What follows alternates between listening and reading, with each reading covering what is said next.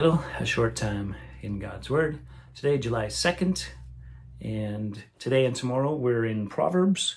And so some sayings that kind of bounce around a bit, but are so good, right? And if you haven't spent a lot of time in the Proverbs, maybe as a side project this month, read a proverb a day, like a chapter, right? Like in addition to my Bible reading. Yeah, why not? Put it on audio, listen as you go, make it your nightly reading time. Do something like that. Why? Because there's so much in the Proverbs for life and for godliness. So chapter 25 says, "These are the Proverbs of Solomon, which the men of Hezekiah, king of Judah, copied."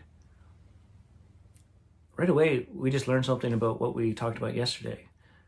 Right? King Hezekiah, living this godly life, following the law, following God's precepts and commandments for the worship and the temple and all these things.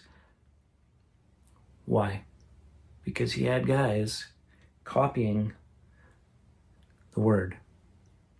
They didn't want to just be, well, I heard it through a grapevine, from time past. He wanted it to be understood and known.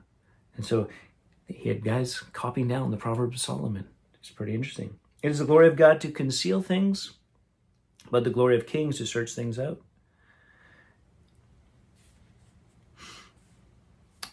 This first couple talk about being humble.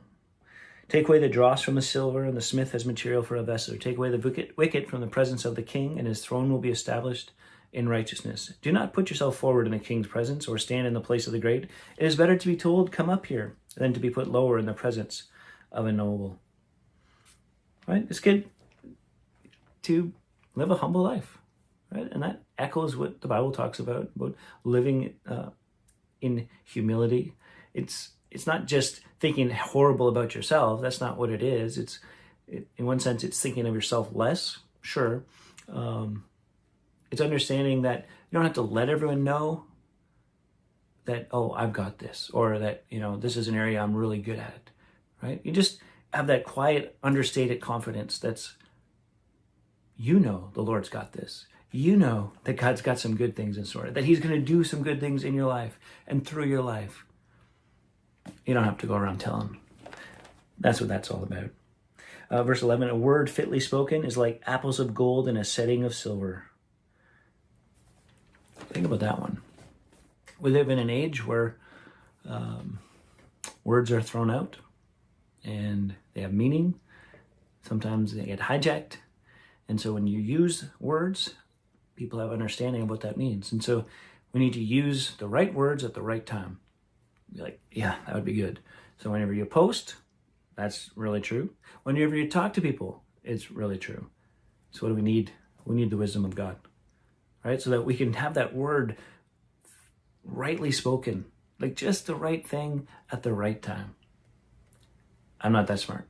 I'm not going to say the right thing at the right time. In fact, there are many times where I recall just in life where I think about conversations and I think about things said, and then I think, man, I should have said that, or why did I say that? And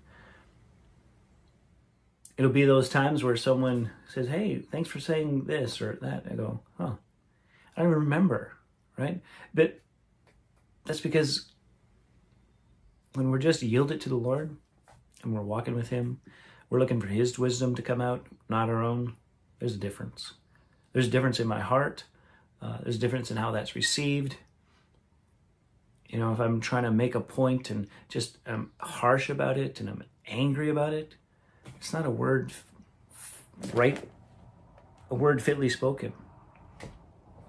Because though the words may be right, tone matters, timing matters, right?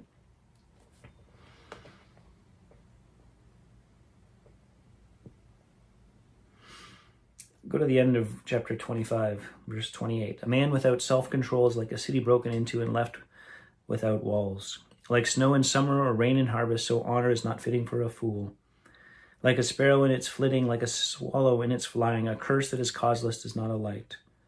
And he goes on to talk about fools. Don't bother answering them.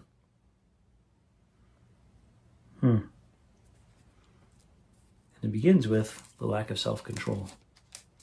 And how quickly that turns into fools and foolishness. If there's a fruit of the Spirit that maybe is lacking in many of us, maybe it's something we need to pray about. Self-control. Self-control for the way we use our time, the way we use our energy, the way we use our money, the way we use the gifts that God has given to us. Go ahead and take some time with the Lord and ask Him to fill you up with His Spirit so that His self-control becomes your self-control. Till next time, keep growing.